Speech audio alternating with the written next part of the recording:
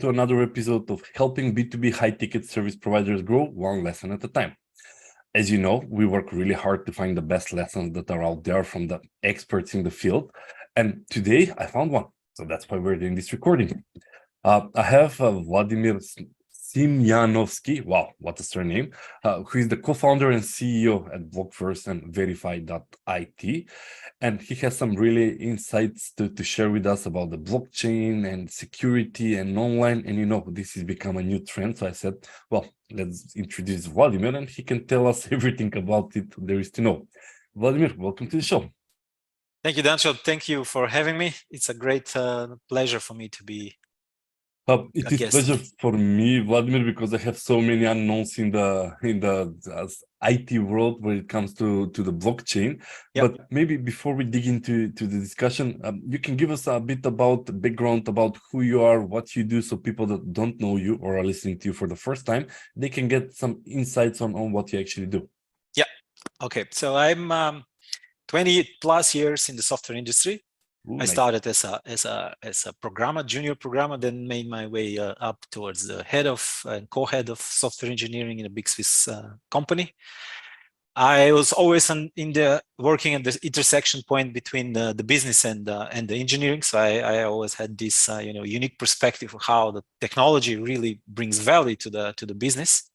So always dealing with the customers, and I guess that's one of the interesting things when you're always on a daily basis. Vladimir, I have no idea what you find interesting communicating between developers and business world, but in my head, that is a really weird task. Yes, not it is weird, but it's a challenge. I'm not a developer, so as an economist, to discuss between developers and business. In business, I can understand what's the value, feature, market value, potential. Yep. But then to try to explain to a developer, well. Yeah, and I would even go even further there. It's you need to use different kind of language when it comes down to different roles within the software engineering. So you not only have the software engineers, you have obviously system engineers, you have DevOps engineers, you have quality assurance. So you really have to be able to be flexible if you want to efficiently and effectively, communicate with all of them. So it's a very challenging thing to do, for sure. Nice. And since 2018, the last 5 years, I'm leading Blokverse. So Blokverse is a technical spin-off company from NetCetera Group, which is a Swiss-based company, and we are primarily focused on building solutions on top of blockchain-based products and solutions, primarily in the area of digital trust and digital assets.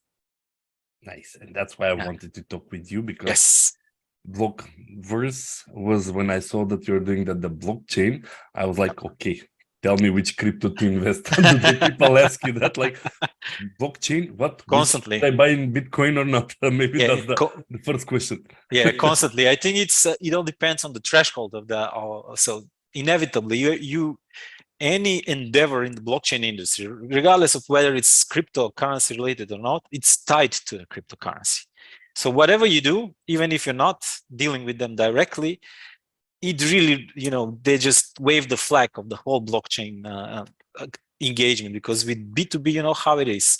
If the cryptocurrency is by far the most successful use case when it comes down to the blockchain. So the more successful they are, the more knowledgeable people in the industry, are, and then it's kind of easier for us to talk different kind of business ideas with them.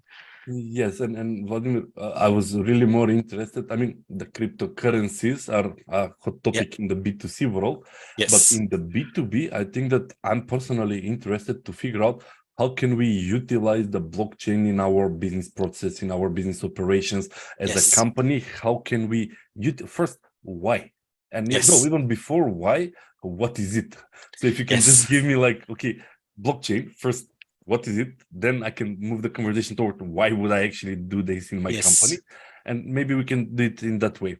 Yeah, so we obviously want to say that blockchain it's an immutable database. So it's a very simple explanation. And what does this bring? So what does this immutable database bring to the table?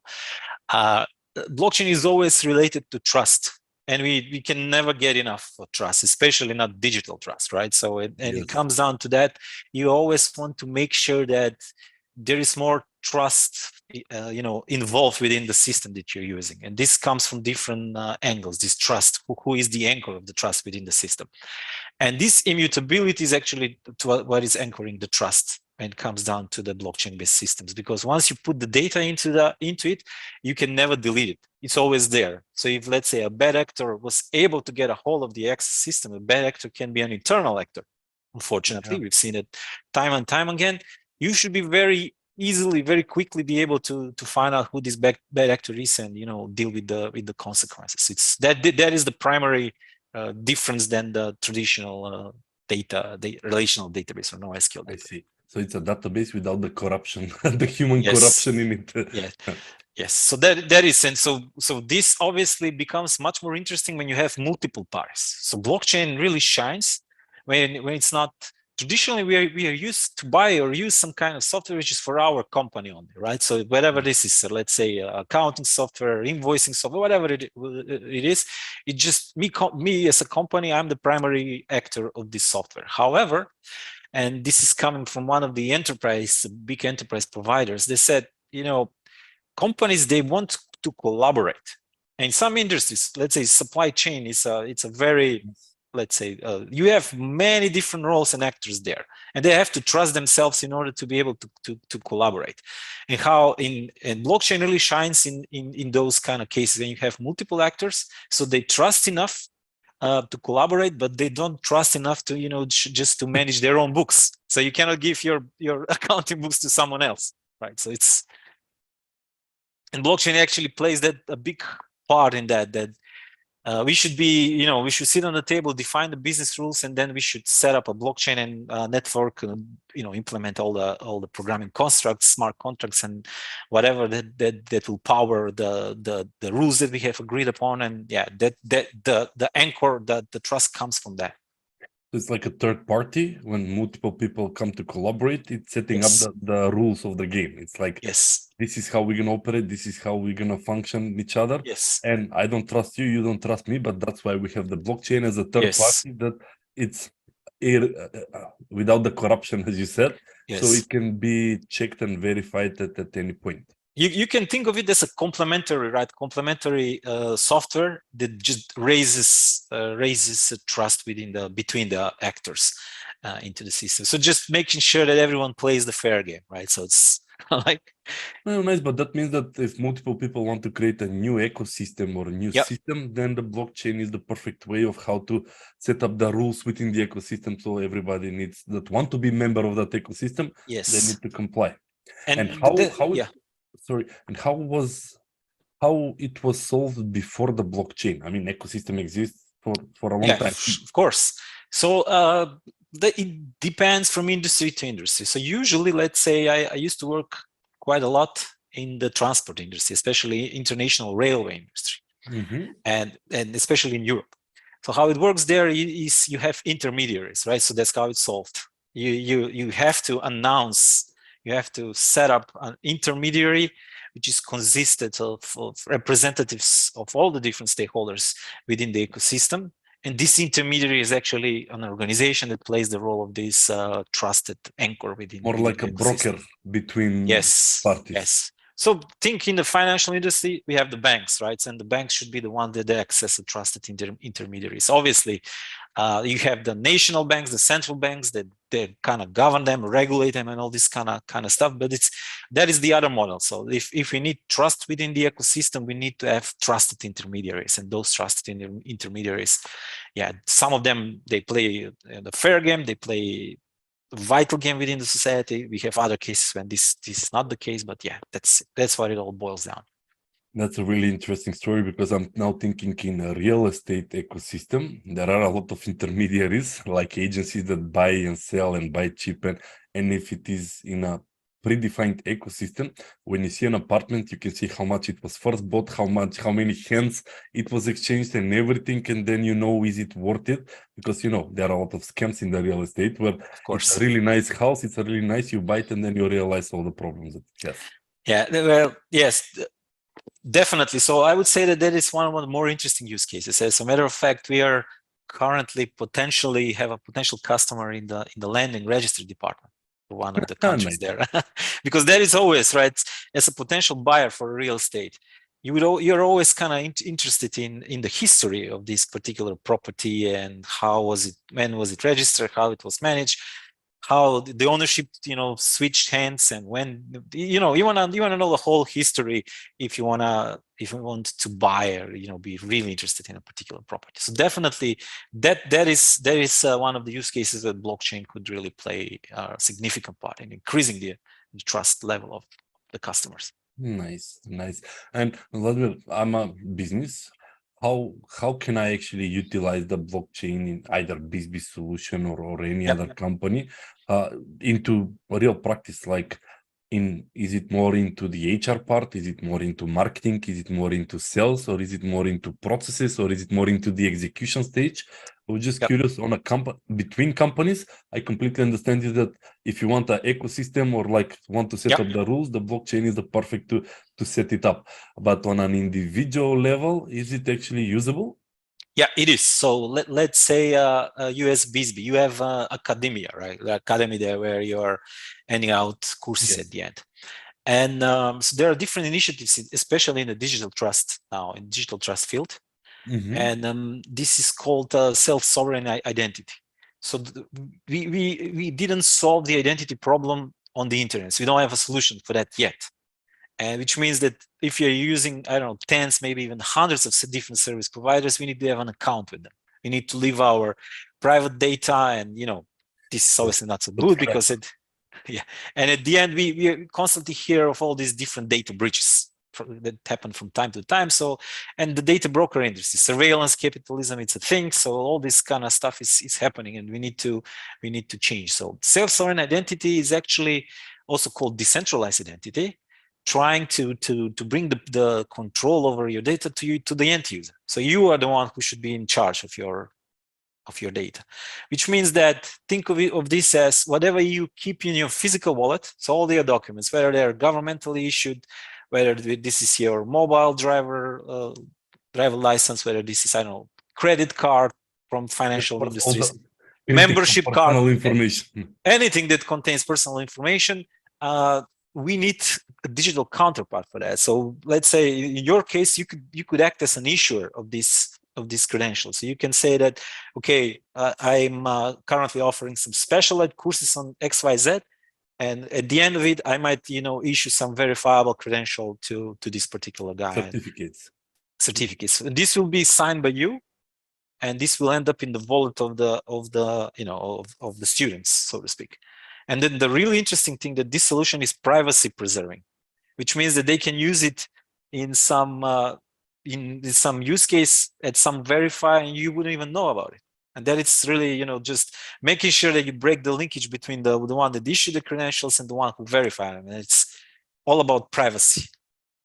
Yeah, and I think that verify.it was the solution that we were building around this, because last time when we've discussed, I recall that.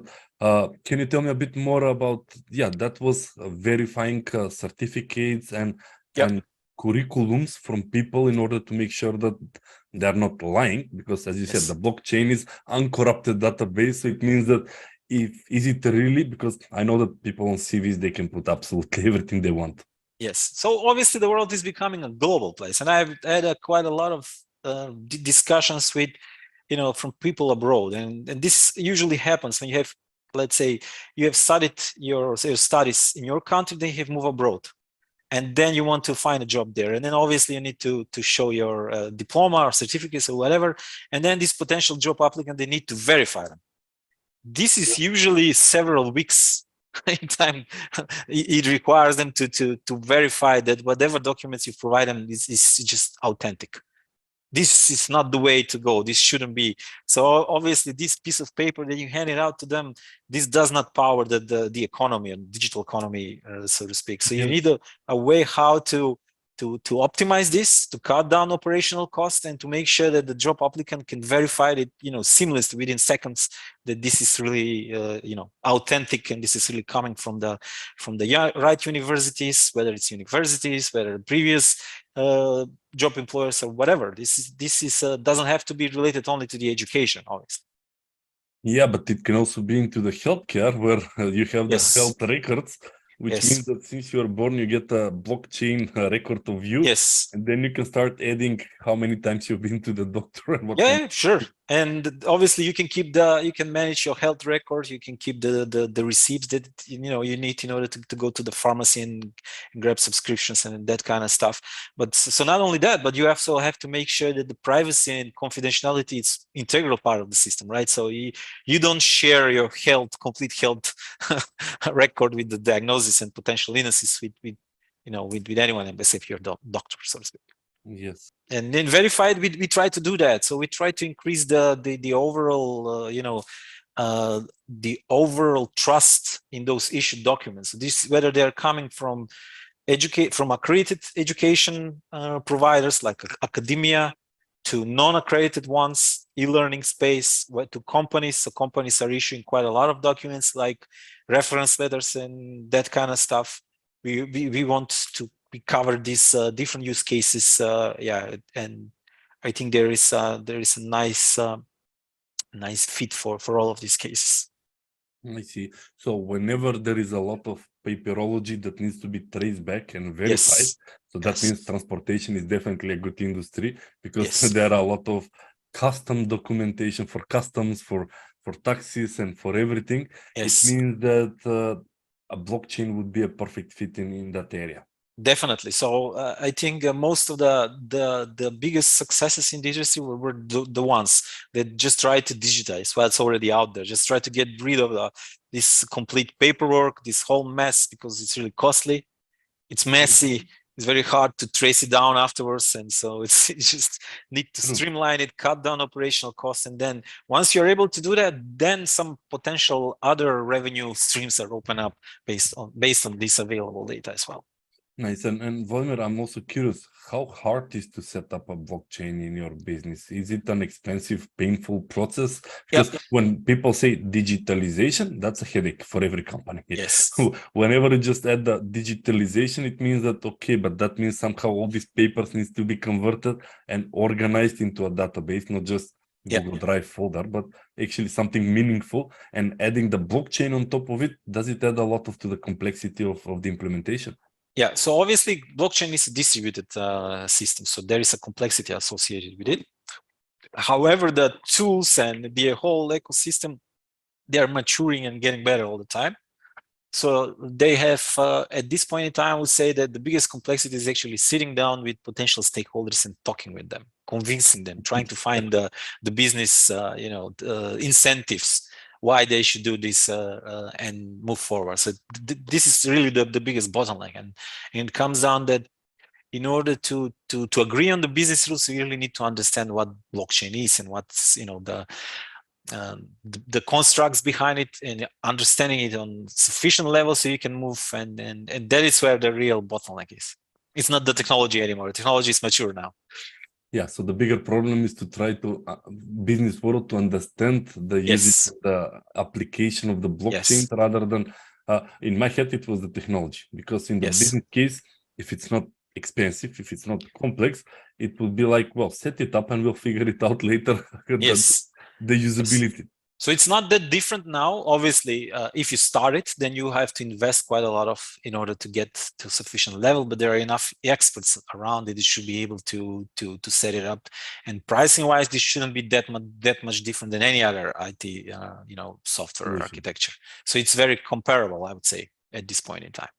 But what you can do with it, that is obviously, for that you need to have a consultant or some trusted advisor that you can talk with, ask questions, and try to determine what makes sense versus what it doesn't. Got it. Because as a IT solution, it means, again, you need to talk a lot with the company in order to understand how they currently do stuff, and then what kind of CRM or what kind of software solution they need. and how they're gonna use it, and then just add on the back end probably the blockchain layer just for security. Yes. And you've mentioned also quite a lot about not about the blockchain, the digital trust. Yes.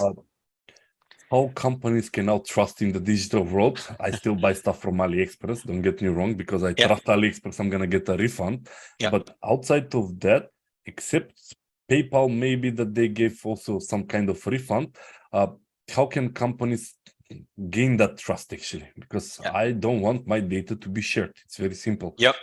I don't want to be abused, or even if they get my personal ID, they can even now take a loan on my name in Macedonia. It's becoming scarier and scarier with the personal data. Obviously, so digital trust, when it comes down to digital trust, trust is not a binary thing. It's not 1 or 0, right? So it's very contextual. So you might trust someone for topic A, but you might not trust them for topic B, and so on and so forth. So you might buy some stuff from AliExpress or whatever, but then, for some things, right? So we're up to a certain pricing threshold. But then when it comes down to dealing with your data, you would obviously want your data to be part of or managed by a trusted ecosystem. Yes. So far today, we don't have those yet, digital trust ecosystems. And this digital trust ecosystem, they should be running only on technology.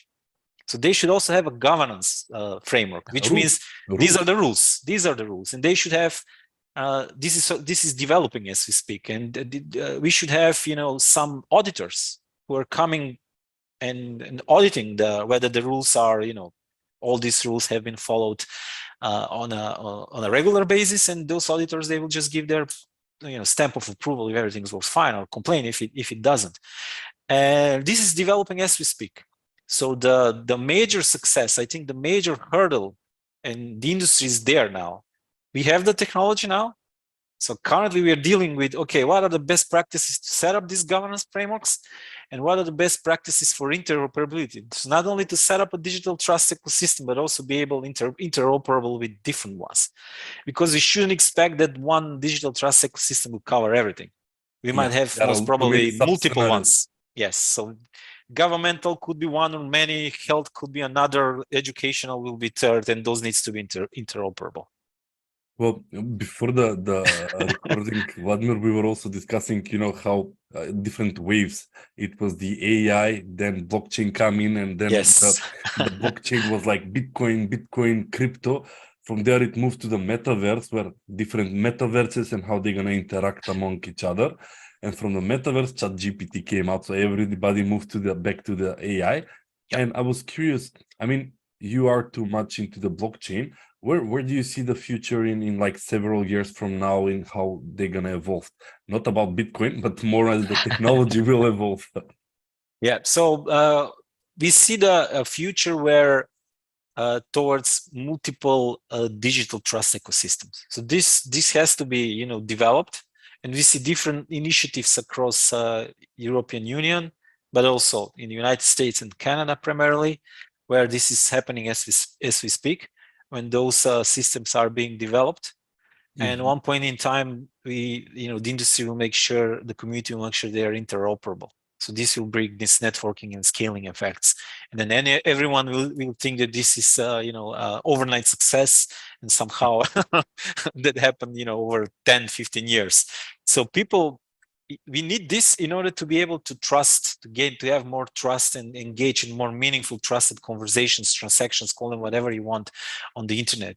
Because as you have mentioned, with the AI coming back into the scene, I don't think that we really have a choice now. We have to. So not only we have to find a way how to deal with AI to make sure it does not end in the hands of bad actors, but we also need to make sure that we can engage in a more trusted conversations on the internet than what we have today. And so those blockchain, this will not be some super sexy thing that everyone talks about, like NFTs of today. No, it will be very boring. Success will be very boring under the hood technology which powers the digital trust. That was my next topic. As an individual, I will not notice anything, because that's on the back end that is gonna be supported by blockchain. From front end, I still click a button, swipe my credit card or whatever. Of course. but on the back end, the things will be drastically changed toward the blockchain. Yeah, so as an end customer, you shouldn't even be able to make difference between the applications that you use, whether they're powered by blockchain or not. They shouldn't. So for you, it should be pretty much the same user experience. So But I should feel more safe because I know sure, that the data is not someone on the backend just sure, but tweaking the data. that will not come directly from the user experience. That will also come from this, knowing that there are some rules within the ecosystem, and knowing that the system is properly audited and there are multiple parties involved in that. It's not only one, but there are multiple parties. And the more decentralized, the more trust there is, and so on and so forth. Exactly. About the trust, I wanted to add that when I know that it is the data that I'm reading on a web page is based on a blockchain, and it cannot be just go on the backend and just tweak the data and that's it. Yeah. But when you know that this registry in real estate or this registry in health is, I can start trusting it more, knowing that it's on the blockchain. You would know that this data was not changed by some system administrator within the company. How many millions too? Edit for an hour, leave it for an hour, then return it back, and then just move on without any audit log and so. No. But that's really changed from a user perspective. That knowing that the data. I mean, now there is so much fake data on the internet. So trying to verify, actually, now it's become even a bigger hassle. Now with the chat GPT, you have no idea whether it's just AI generated text or it's human or it's someone is lying on the data or is actually something verifiable data. Definitely. And I think it even goes, it's very hard or will be very hard to verify the authenticity of any kind of content that someone provides, right? So is this provided by you, by a human, or is this provided by ChatGPT or whatever AI-powered tool in the future? This will be very, very hard to distinguish. And obviously, this will be a very challenging thing for the education, for the society in general. So it's quite a lot of like ChatGPT, please write my assignment. Imagine if you need to read the book now. If you're in a primary school, need to read the book and just prepare a short summary of the book. It's just think of the incentives of this small kid. They can just submit a one-liner within ChatGPT prompt and get the outcome within a second or so, and this will be a perfect summary of this book. So true, Vladimir, but I also think that ChatGPT is a tool. So it means that we're gonna start learning how to utilize ChatGPT like a calculator.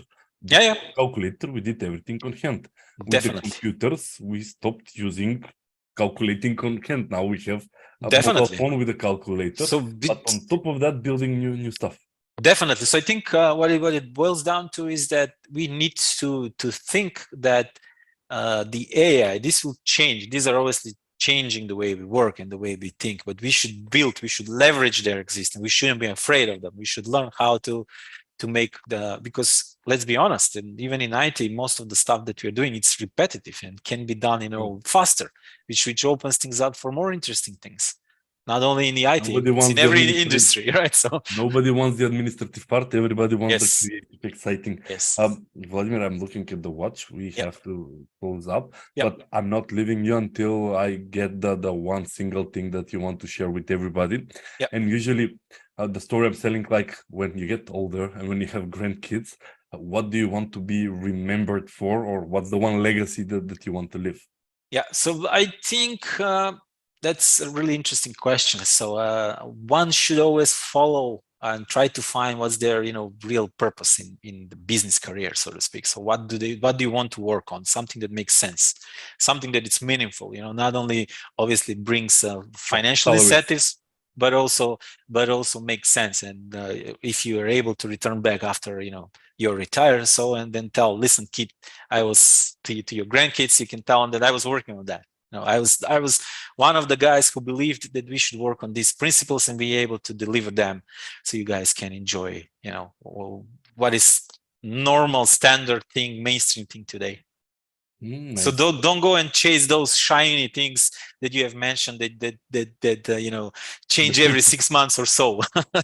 Those are really shiny objects. They switch from time to time, and I mean, at the end of the day, I understand your point that by working on the blockchain, you want to leave a legacy that some even ecosystem will build on top of what you guys are currently building.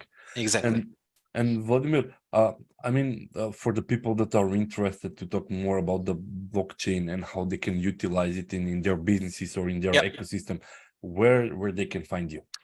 They can find me on our website, blokverse.com, and also they can find me at my LinkedIn, Vladimir Simjanoski. And yeah, so I'm open. I talk with a lot of people on a regular basis. So that's one of the big things for us. We always have to be very active within the community. So anyone who has any idea or questions about blockchain related things, just don't hesitate. Come and we'll talk. Well, there is infinite conversation because yes, you're not talking about one thing, you're talking about underlying mechanisms on how things will work. So it's like yes, too broad topic to very cover generic. in one Yes, recording. yes, But then it will be specific conversation. It's like someone will come in and think, let's figure out how to utilize this in medical. Let's utilize how we can do this in real estate. So then you have more specific angles and usability. definitely. What I will do is that I'll just leave your LinkedIn and website below the video so people can reach out to you. But other than that, Vladimir, I really wanted to thank you for coming on the show. Thank you for the invitation. I mean, I know blockchain exists. I know Bitcoin exists for sure, but blockchain I know as it is, but I never had the time to even consider, well, okay, as a crypto, you can buy and sell, but utilizing it for underlying business processes and systems, that's something far more valuable, I think. Yep, definitely. So there are a lot of endless number of use cases that we can talk and go over to. So definitely, I completely agree with you. Nice. Thank you very much again for coming on the show, and for everybody that are listening. It's my pleasure. Soon as we try to find other lessons that are worthy and that we want to share with you guys. Thanks a lot.